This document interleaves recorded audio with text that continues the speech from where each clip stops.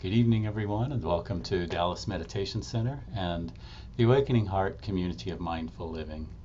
So glad that you could join us here tonight, and welcome. And if you're here for the first time, maybe you're here while we're broadcasting, doing the real-time broadcast, or maybe you've found us on YouTube's at some later time, welcome to you as well, and please do hang around. And it's a pretty simple practice of being present with the breath, present with the body.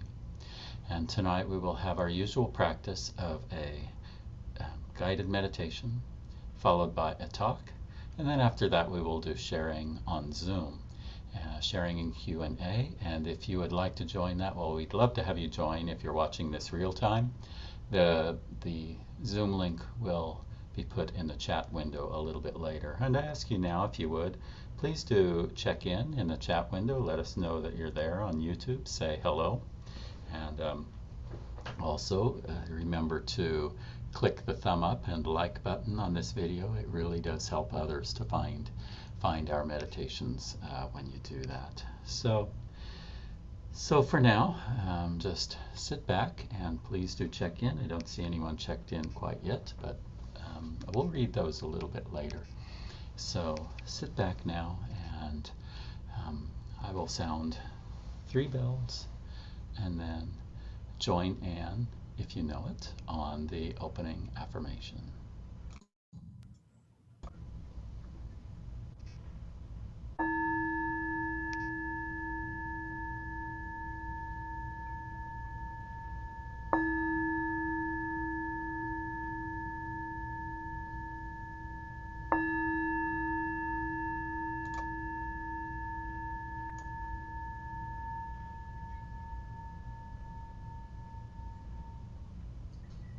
Noble community, we gather here now to honor the way of peace and nonviolence, the way of wisdom and compassion, the way of joy and beauty, in solidarity with one another, with all humanity, and with all life on earth.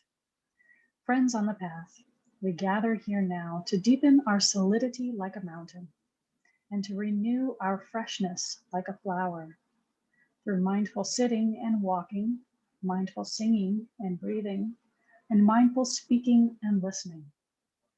Family of awakening, we gather here now to celebrate the one infinite light that shines through many religions and many cultures, to cultivate the wisdom of our many teachers, both ancestral and contemporary, and to affirm the capacity within ourselves and all persons of every race, gender, orientation, and tradition to realize full and complete enlightenment.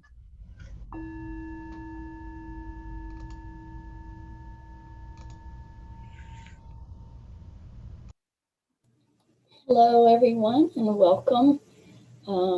Nice hot day. Seems like we're rushing into summer, but it was nice outside for a little while. I hope you had an opportunity to enjoy the sunshine, and I hope you will also enjoy being with us for a couple of hours this evening, just to reconnect with our inner selves, to meditate together, and to enjoy one another's company. So thank you again for being here, and I will see you later.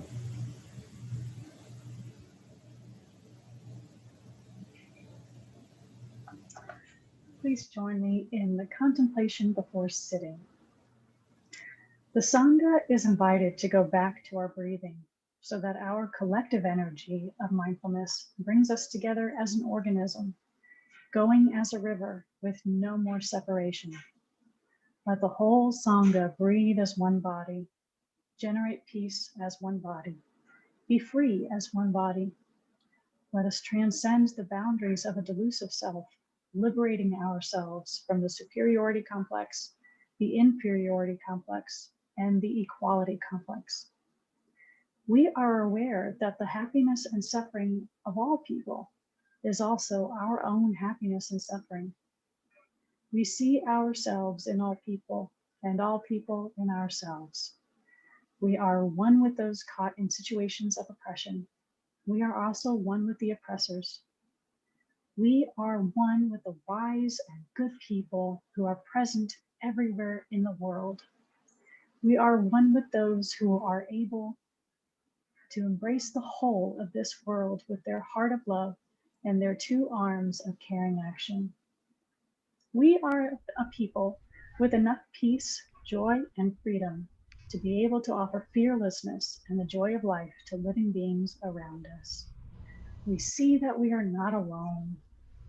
The love and the joy of great beings who are present in this world are supporting us, not allowing us to drown in despair, and showing us the way of understanding, compassion, and right action.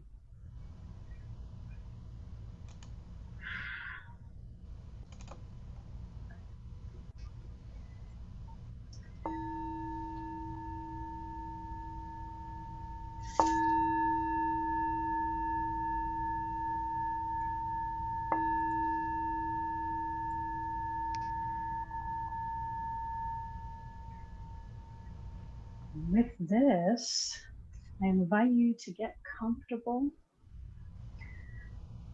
See what your body would like to do, if it needs to stretch in a certain way in order to sit comfortably and mindfully. You may ask your body, what does it feel like doing? And gently follow through with that.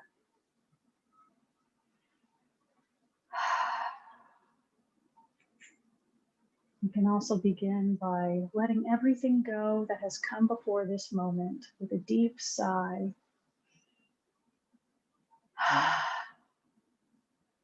And everything that comes after this moment with a deep sigh.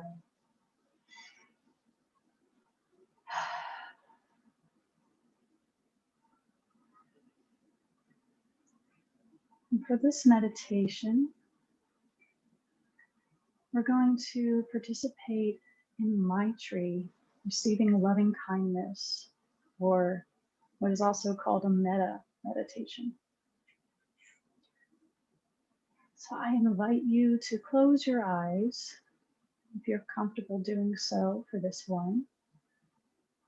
And sit comfortably with your feet flat on the floor if you can, and your spine straight and awake comfortably.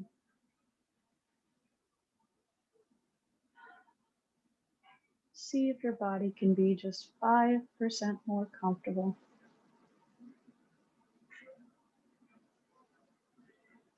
And if you are able, please keep your eyes closed throughout this whole visualization and bring your awareness inward without straining or concentrating too hard. Just relax and gently follow these instructions. Let's take 3 more deep breaths. Following the breath into the body on the inhale.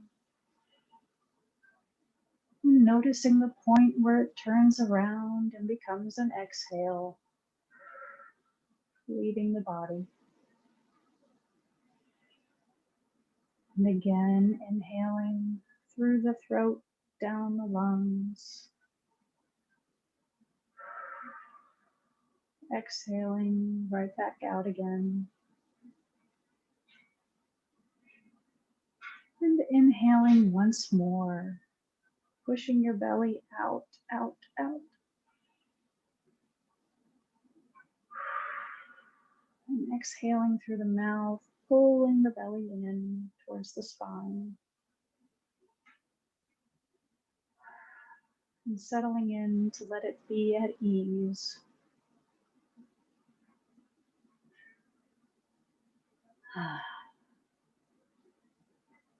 Keeping your eyes closed, think of a person or being close to you who loves you very much.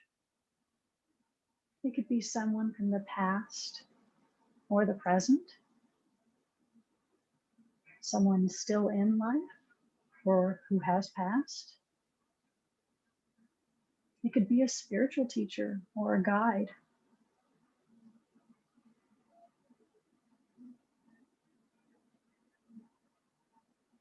Call them to mind and imagine them standing on your right side, sending you their love.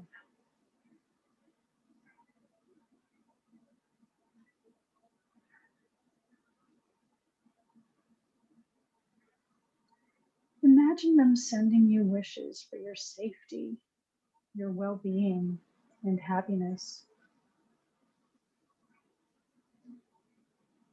Feel the warm wishes and love coming from them towards you.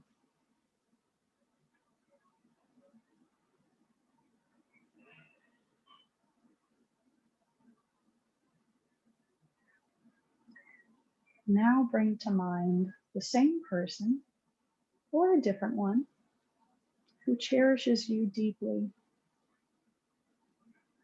Imagine them standing on your left side, sending you wishes for your wellness, for your health and happiness.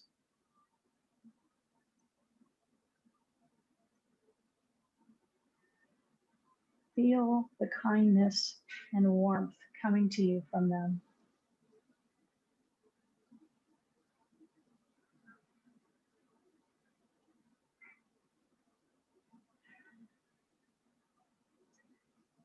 Now imagine that you are surrounded on all sides by all the people, plants, animals, and beings who love you and have loved you.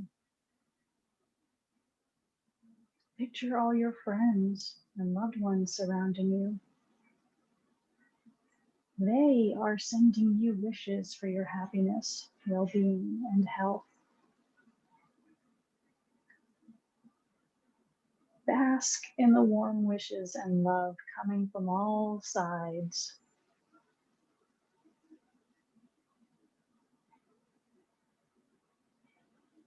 You are filled and overflowing with warmth and love.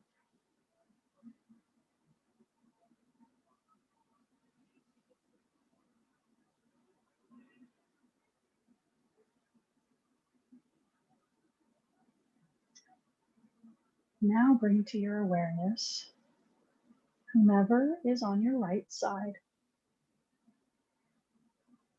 Begin to send the love that you feel back to them. You and this being are similar.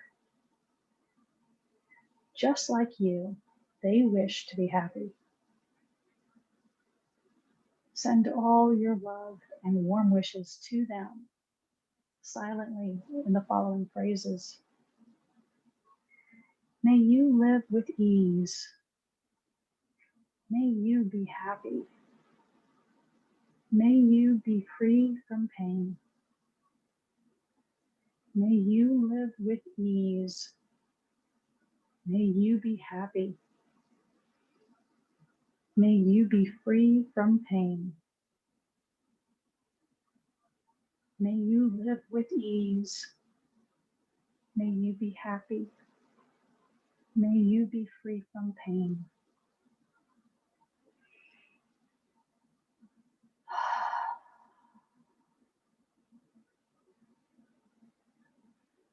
I invite you to take another deep inhale and exhale.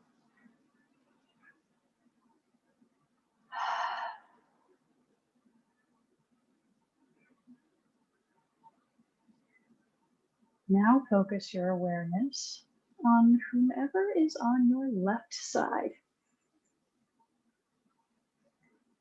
Begin to direct the love within you to them. You both are alike. Just like you, they wish to have a good life. Send all your love and warm wishes to them silently in the following phrases. Just as I wish to, may you be safe. May you be healthy. May you live with ease and happiness, just as I wish to. May you be safe. May you be healthy. May you live with ease and happiness, just as I wish to. May you be safe. May you be healthy. May you live with ease and happiness.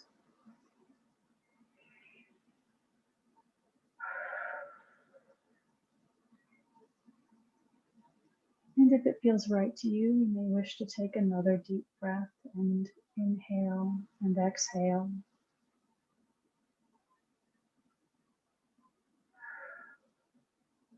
Deepening into this meditation.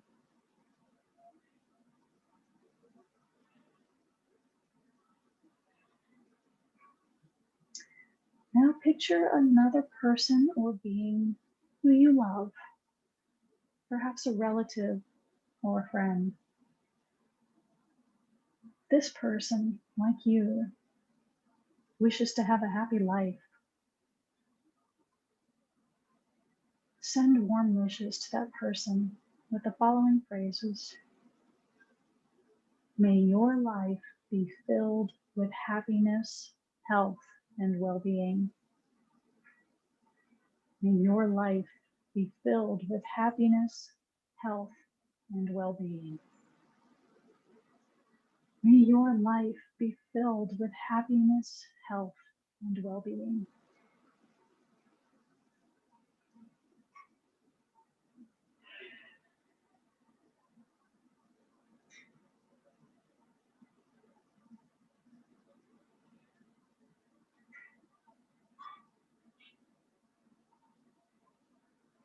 Now bring to mind a neighbor or a colleague, someone that you see around but do not know very well.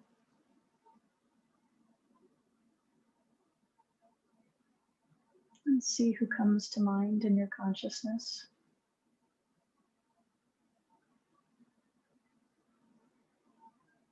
You and this person are alike in your wish to have a good life.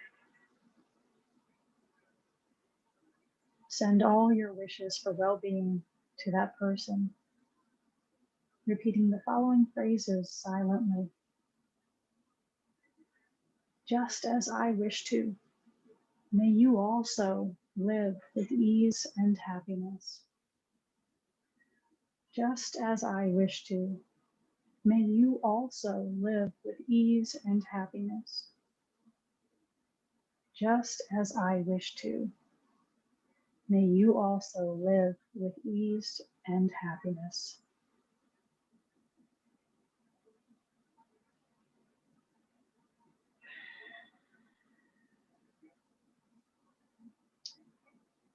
Now think of an acquaintance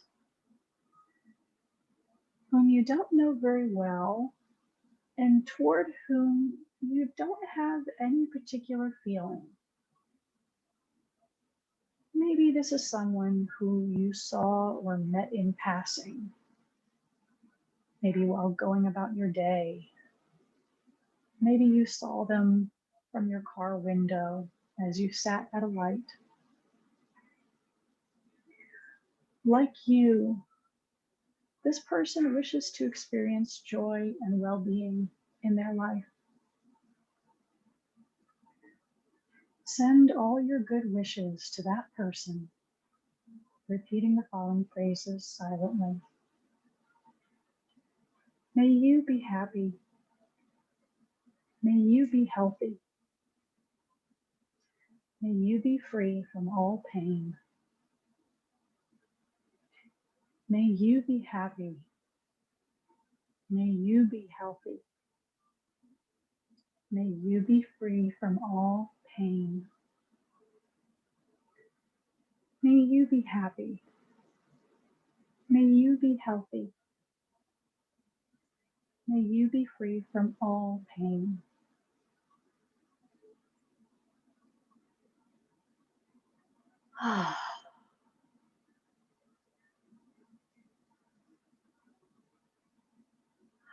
Let's all take a collective breath on that one, especially.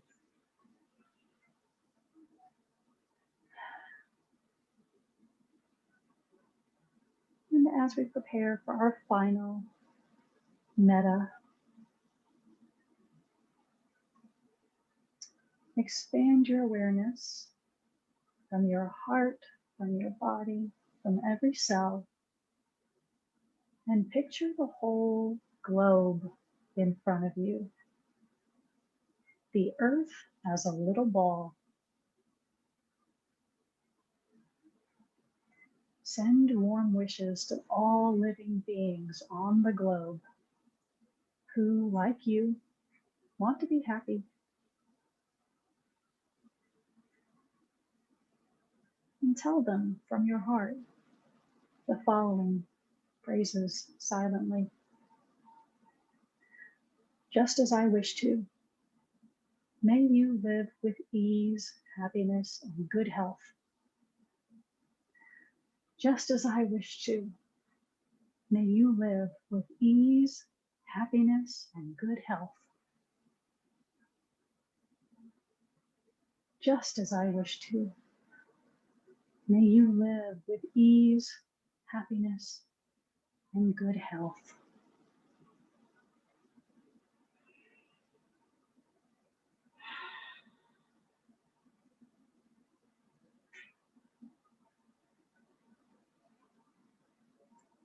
And in the final 3 minutes, send yourself some gratitude for showing up today.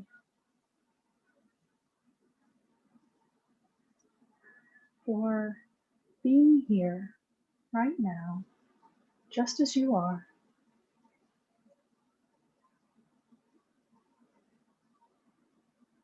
It is enough. You are enough.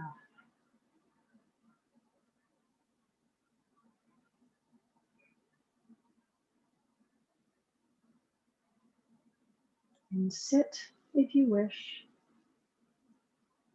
in this energy of loving kindness that we have all created together.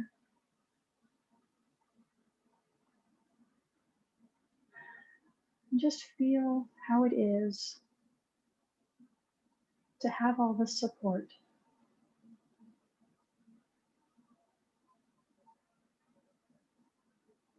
Remembering, as we say in the contemplation before sitting,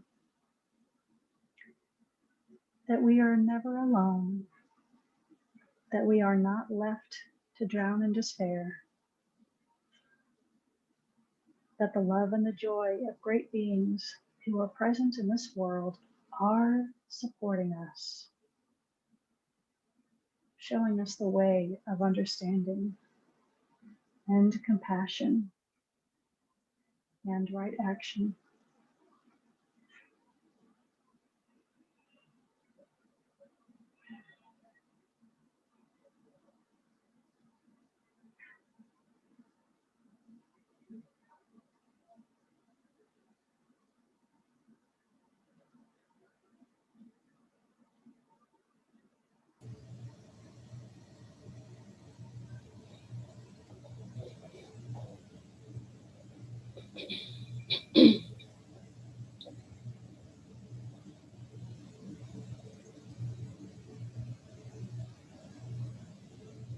Now, please join us with Bobby to chant together.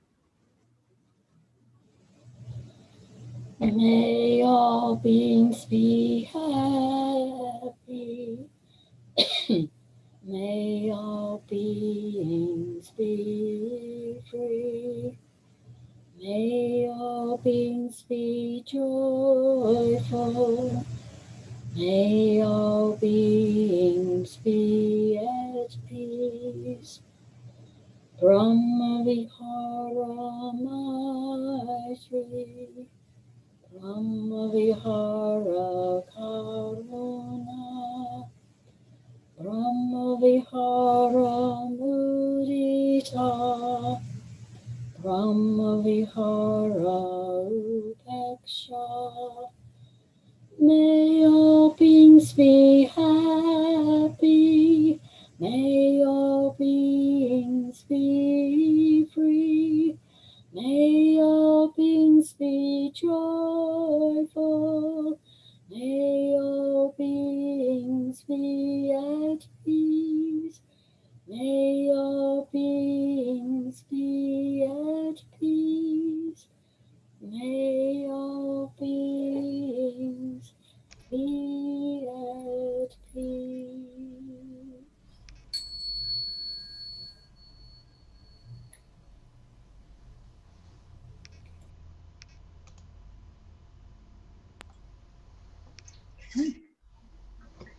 Please join me for the refuges. The three jewels of our practice represent the qualities of nature that is in each of us. Our Buddha nature is our nature to move past obstacles, the guiding force that helps us to move along a path to freedom. The Dharma represents the words and teachings that help to keep us moving on our path to freedom. The Dharma is expressed not only in the words we hear and read, but in the words that each of us uses when we communicate.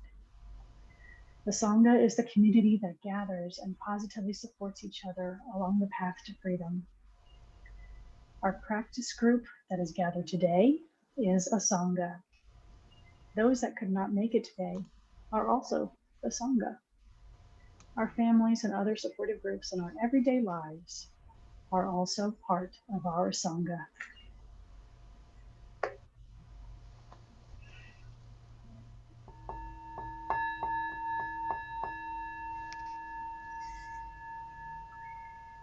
We take refuge in the Buddha, the awakening heart of infinite light, that which shows us the way in this life.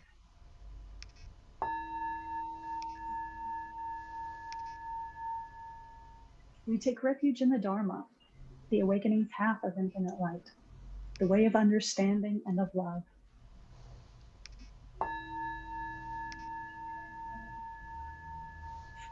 We take refuge in the Sangha, the awakening community of infinite light, those who live in harmony and awareness.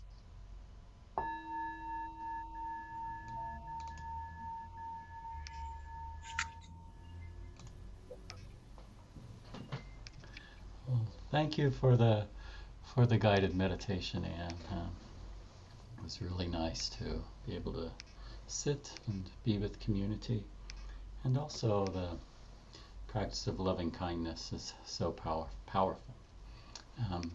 So thank you for checking in the chat window. I will read some of those right now.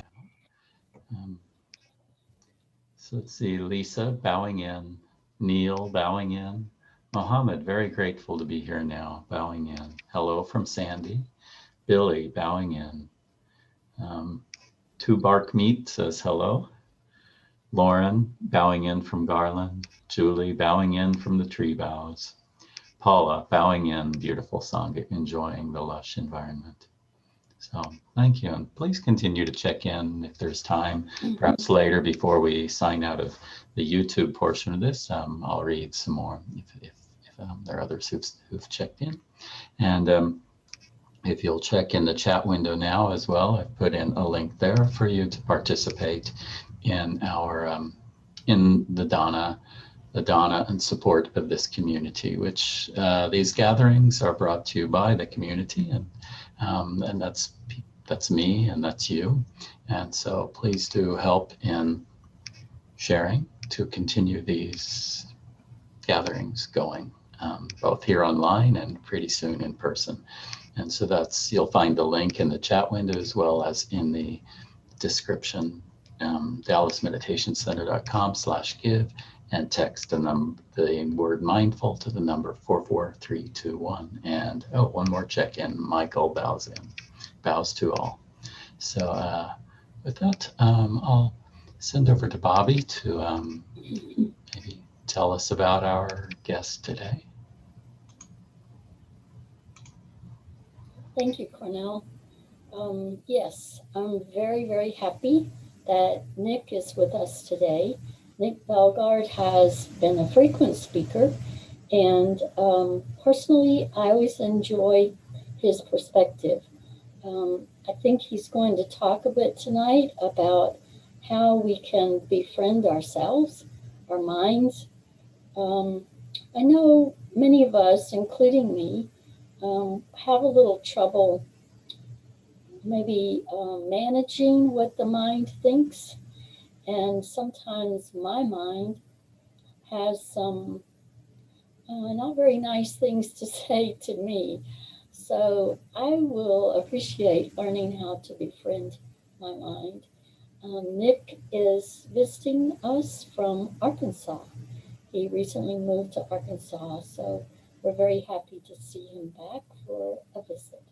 So, Nick, I will turn it over to you.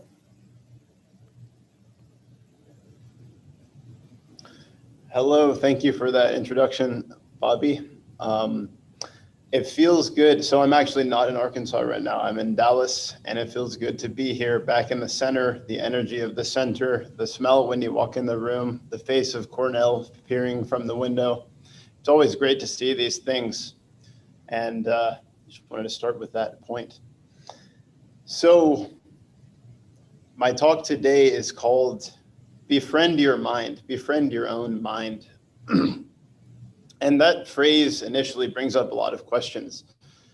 Is it possible to befriend one's mind? What would that look like? If one is befriending your own mind, who is befriending who? So during the course of this talk, maybe we'll find some answers to these questions, maybe not.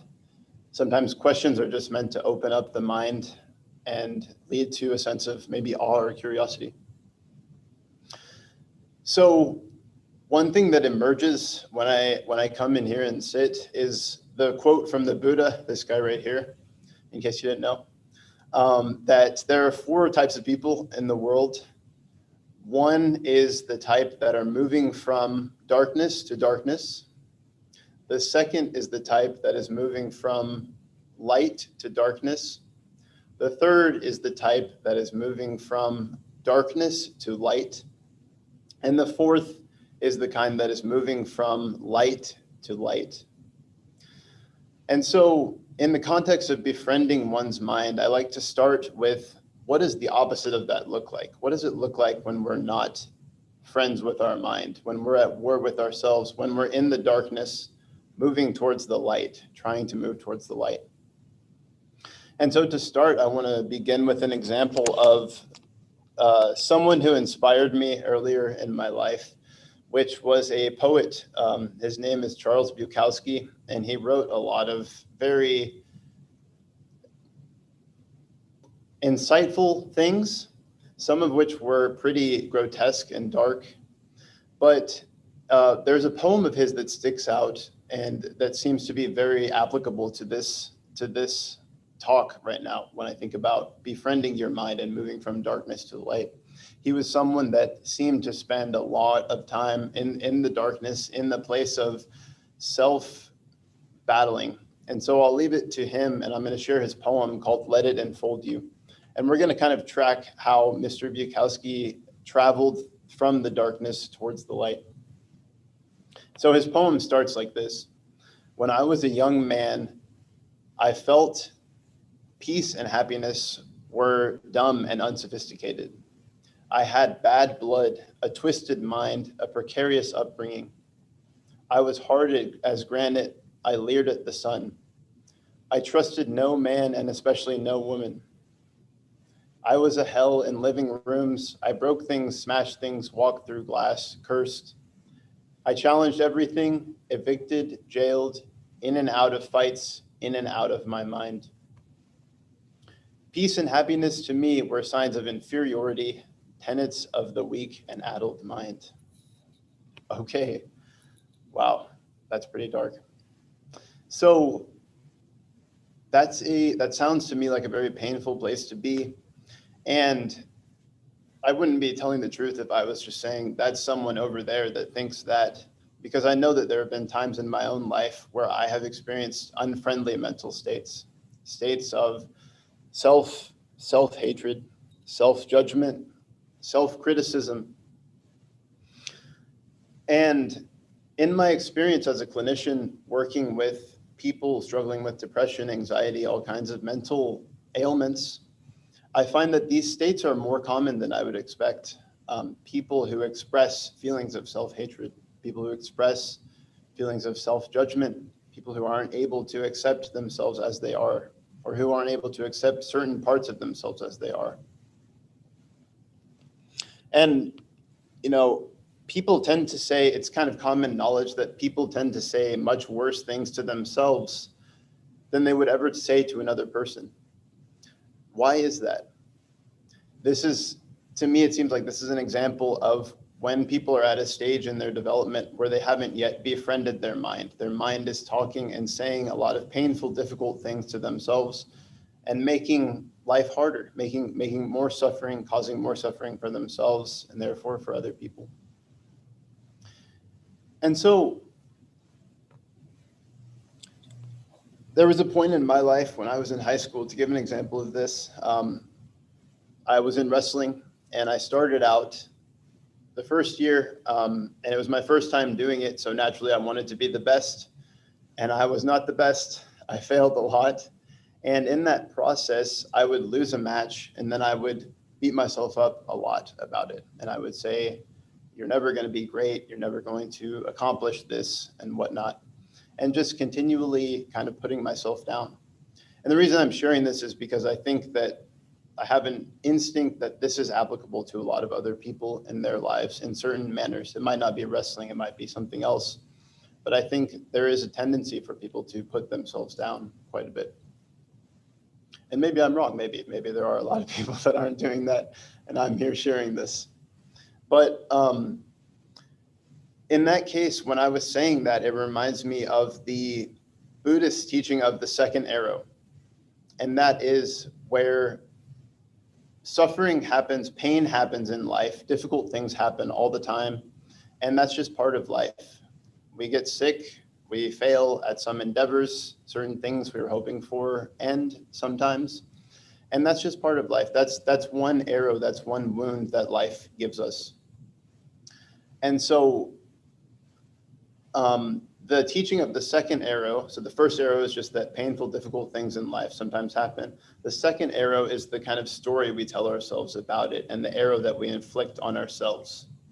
And this is something that happens when our mind is still not in a friendly, helpful state to ourselves. So one example could be like me in the past, when I lost the wrestling match. The loss of that match was one thing, fairly minor arrow, but the story I told myself about never succeeding, about always being a failure, is a huge arrow that pierced myself, that I shot into myself, and maybe that stayed there for a while. And so I've heard a lot of other stories of people, you know, maybe failing a class and then delving into a deeper state of self-pity or self-criticism, or experiencing, encountering some kind of difficulty. And that second arrow comes in where they tell themselves the story of, I'll never make it, you know, being in a very dark place. So it's important to be aware of that second arrow and know that it's kind of shot from your own mind to yourself when things don't go so well. And so from this difficult state, this state of dwelling in a kind of darkness, a state of kind of making things worse for oneself, I discovered mindfulness, the practice of mindfulness, the practice of sitting, meditating, returning to the present moment over and over again, returning to the breath. And as I practice this state of returning to the breath, returning to the present, it helps me become more aware of thoughts. And it helps me become more aware that a thought is not necessarily reality. There's a point where a thought can come, and I've heard it said, like, before meditating, it's almost like a thought is a fastball pitched straight from the pitcher, straight directly at you. And it's hard to stop it. It's hard to get rid of it, get it out of there. The thought just comes directly at you and you kind of swallow it and it's real. But with the process of meditation, you become more patient, more grounded in the present moment, and thoughts are more like a pop fly that's hit from into the outfield. It's kind of soaring. You can, look at it, take some time to kind of figure out where it is, what it is, and actually decide consciously if you want to accept it and help it become a part of who you are, or if you want to just let it go. And so that's a really helpful process in the context of befriending your own mind. That process of building space between those habitual thoughts. So when one is in a state of self-criticism, and when you hear that self-criticizing thought come up within, with the practice of mindfulness, you can pause and kind of inquire into it. And so recently I had a kind of different experience where I was running a race, a really long race that I wasn't prepared for. And at first I felt great, and gradually I started feeling a little bit worse and worse. And I was kind of comparing myself to other people in the race. And I had this feeling of self-hatred come up again. And I thought, what is that doing there? And rather than swallowing it and saying, this is who I am, and then creating another story about myself based on it, I kind of paused. I just stopped where I was, and I returned to my breath. And I patiently just kind of asked myself, what is it that I hate about myself? Who is hating who here? It's kind of confusing a little bit. What is it that I hate? What is it that I hate about myself? And then when that came up, there was emptiness. There was no answer that came back. And so I just kind of continued to meditate on that. What is that? And then I realized that it wasn't actually an actual feeling of self-hatred. It was just that I was tired and I needed the grace to walk a little bit in the race, to take some time, to take it easy, and to just take like some patient steps. And so that strikes me as a very potent example of where meditation and mindfulness has been helpful for me. When these thoughts come, these dark thoughts, you're able to kind of pause and question them and look into them and investigate them a little bit more, so that they don't continue to become a hindrance on the path. The mind is not continually being an enemy to you along the path. And so I wrote, the mind moves from being one's own enemy, getting in one's own way, to being more useful and gentle to oneself. You learn to not accept thoughts automatically, and you learn to build more useful thoughts that are helpful, and also just detach from thought altogether when you're focusing on the breath. And so here in the center, there's a picture of the stages of meditation. And some of the first stages are akin to, it's like a picture of a man. And at first he's looking for a wild horse, I believe it is. And the horse is kind of bucking and running away from him. And I think that represents the initial stage of meditation. When we aren't in control of our mind, when we're not able to befriend our mind, our mind can sometimes be like a wild horse, kind of bucking here and there, getting lost in various thoughts, and we're not able to really control it. We're not able to really come back to the present regularly. And as we get better, we might draw closer to the horse. We might allow the horse to eat from our hand. And then eventually it gets to a place where we are riding on top of the horse, and the horse is able to stop trying to buck us off. It's more of our friend. It's more of our companion on the journey. And so similarly, as we practice meditation, as we go deeper in the mindfulness, deeper into the present moment, we discover capacities within ourselves to befriend the mind, to make it a joyful, useful companion along the journey.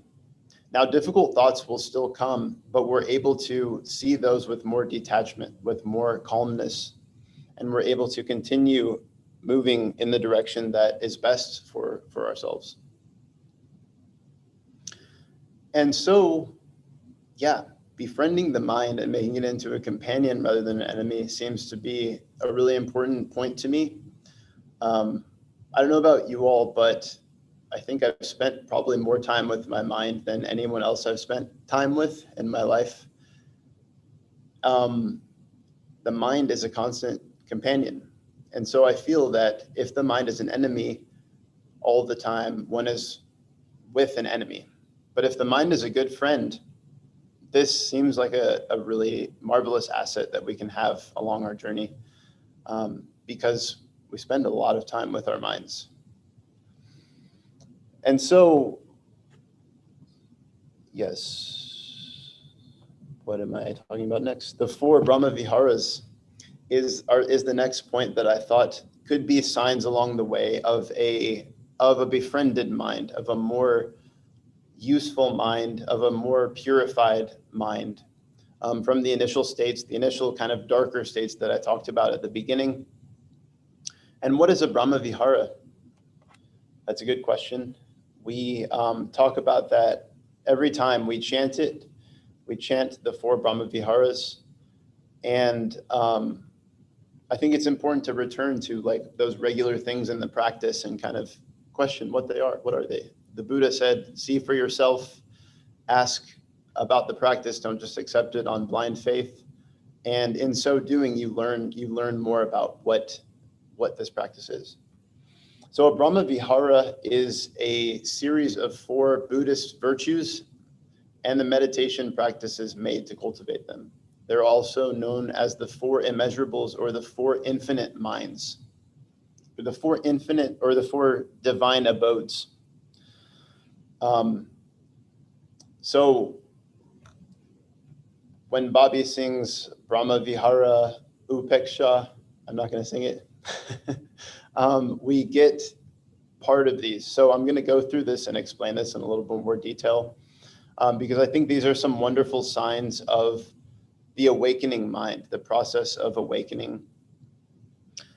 And the first one is Maitri, the first divine abode, the first limitless mind state is Maitri, which is loving kindness, which Anne helped us to do today, the loving kindness meditation, sending love and joy and ease and being pain-free to other beings. And so this has been really critical in my own life.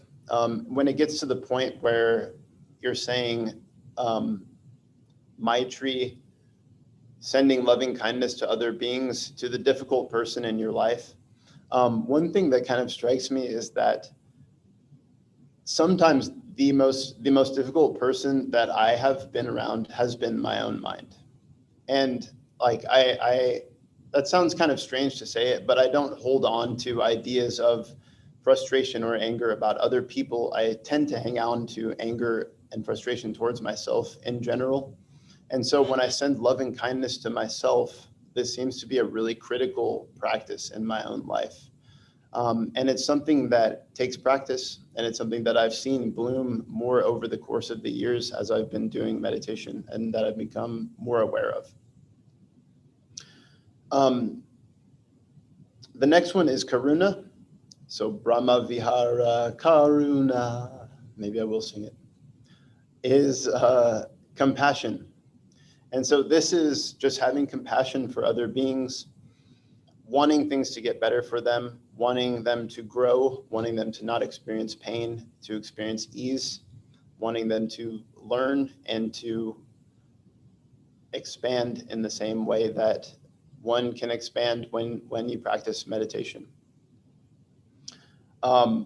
I heard a quote on meditation the other day, and it said, the purpose of meditation is not to achieve anything or to win or to get successful. The purpose of meditation is to expand beyond what we think our limits are. And I like that quote. When I see someone suffering in the same way that I used to suffer in the past deeply, I really, truly want that person to awaken, to have help with their suffering. I don't want their pain and suffering to continue. And if there's something I can do to help with that, then that's great. And that leads to the third divine abode, which is mudita. Mudita stands for empathetic joy.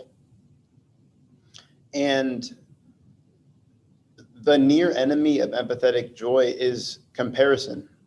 So when one is comparing oneself to other people, it's hard to feel joy that they are doing better. And so I saw that a little bit in my race before I had the moment of kind of grace. Was I was running and I was trying to get there before everyone else, and I wasn't doing that, and I felt bad because of that. But then when I just kind of got over that state of comparison, of competition, I was able to feel joy just about the running of the race, just about the fact that I was moving through this beautiful landscape and that all these other people were there with me, alongside me, running this beautiful journey, kind of like life in general. And so mudita is joy about the happiness of others. You're able to expand your own mind beyond the limits of your own self, your own personally thinking about your own needs, and see into the happiness or joy of others and want that for other people. The fourth divine abode is equanimity. Equanimity means having a stable, steady mind throughout the changing nature of life. And when I think of equanimity, I think of myself going on bike rides through hills. And so sometimes you'll go on a big uphill and it takes a lot of effort and energy and it's difficult. Sometimes life is like that. You go uphill and it just seems like a battle and it seems like you're not making too much progress. But someone with a mind of equanimity can see this isn't going to last forever. And so there's no point in kind of shooting that second arrow and getting more upset and frustrated about it. But to continue to climb, to continue to move along the journey. Additionally, you reach the top and you go down, and sometimes you're just sailing downhill and it feels so great. It feels blissful. It feels peaceful. But it's also important with the mind of equanimity to notice that downhill sailing, that coasting also isn't going to last forever. And so to kind of appreciate it as it is, but not to become attached to it. To me, that's what equanimity means, to be able to move up and down the hills of life without becoming too stressed out about the upward movement and without becoming too used to the comfortable coasting movement. So yeah, those are the four divine abodes. And I think when we are able to befriend our minds a little bit more, we start to experience these things. Loving kindness for ourselves and for others, compassion for ourselves and for others, empathetic joy, and also equanimity, kind of a more stable, steady mind. And it feels good for me to like reflect on these things, to reflect on these states of beings, these abodes. These would have been helpful when I was in high school, doing all this competition. And I feel like it's helpful for a lot of people to just know about these abodes and these states that can be reached through meditation. And so now let's return to our person, Charles Bukowski, and see how that poem continues. I'm not going to read all of it, but so we ended with him being upset, being a living hell in small rooms, being hard as granite and trusting no man or woman. And as the poem continues, he goes through a lot of suffering and pain in his life, and he starts to make a change in his life. And this is how he describes it. He says, I reformulated. I don't know when, date, time, all that, but the change occurred. Something in me relaxed, smoothed out. I no longer had to prove that I was a man. I didn't have to prove anything. I began to see things. A coffee cups lined up behind a counter in a cafe, or a dog walking along a sidewalk, or the way the mouse on my dresser top stopped there with its body, its ears, its nose. It was fixed. a bit of life caught within itself, and its eyes looked at me, and they were beautiful. Then it was gone. I began to feel good. I began to feel good in the worst situations, and there were plenty of those. Kind of like that hill in equanimity, going up the hill, but still feeling okay. Like, say, the boss behind his desk, he is going to have to fire me. I've missed too many days. He is dressed in a suit, necktie, glasses. He says, I am going to have to let you go. It's all right, I tell him. He must do what he must do. He has a wife, a house, children, and expenses. I am sorry for him. I walk out into the blazing sunshine. The whole day is mine, temporarily, anyhow. And when the good moments arrived again, I didn't fight them off like an alley adversary. I let them take me. I luxuriated in them. I made them welcome home. I even looked into the mirror, once having thought myself to be ugly. I now liked what I saw. Almost handsome, yes, a bit ripped and ragged, but all in all, not too bad. So, as we can see in this poem, he moves from darkness to light. He moves from struggling. He moves from not being a friend in his mind, not befriending his own mind, to being more of a friend in his mind. And so I hope that through some of the personal examples I've shared and through some of the things that I've seen and some of the reflections that I have encountered, you can see this process of moving from what it looks like to not be a friend of the mind to having the mind as more of a friend, more of a companion throughout this journey of life. And so, as a final note, I think befriending the mind is one step along the path, but I don't think it's the final step. I think that to make your mind a reflection of the one infinite light is the end goal.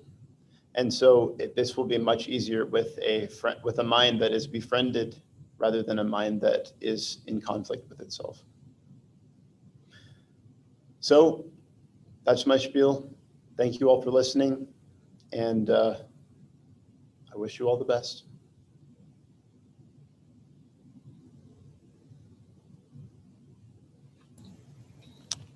Oh, thank you, Nick. That was very nice. I particularly like the reminder about equanimity and how, things will eventually, they will change, obviously. Maybe it's having lived through the pandemic and moving into a space that feels a little bit more open. Maybe that's what kind of comes to my mind in regard to equanimity. But I'm really curious to know what the rest of you think, what you've been thinking about, what questions you may have. And so I hope you'll join us over on Zoom. We're going to do something a little bit different, and I'll let Cornell explain that to you, or maybe Nick. I'm not sure who's going to explain it. So back to you. Yeah, hello. So thank you, Bobby. Yeah, you'll find out when you come over to Zoom. I think Nick will lead us along and stuff. And so I just wanted to give a little bit of a heads up, something to look for in the next weeks. Just watch for info about opportunity to do our Sunday gathering in person, while yet still being online. The information will be coming. So just teasing you a little bit with that, and we will be doing both. The look and feel might change over here on YouTube. It might move directly over to Zoom instead of this first YouTube portion, but for the next weeks it's the same as it is now. So just a little bit of a heads up on that. And So the link for the Zoom is in the chat window now. You're welcome to come over at any time. But Anne will close out this part of our gathering with the 4 vows of awakening beings, and then for sure you'll have to come over to Zoom at that point. So anyway, I will give 2 sounds of the bell, and then join with Anne if you know it.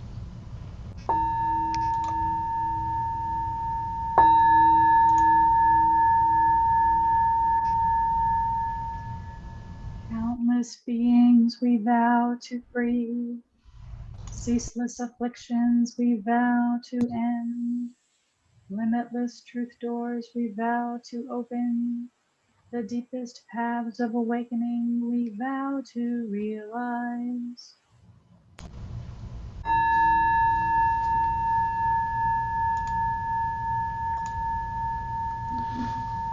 All right, well, we'll close the YouTube part of this meeting, and quite a few over here now in YouTube. So looking forward to all of you joining us over on Zoom, and we'll see you there in a few seconds. So bye to YouTube for now.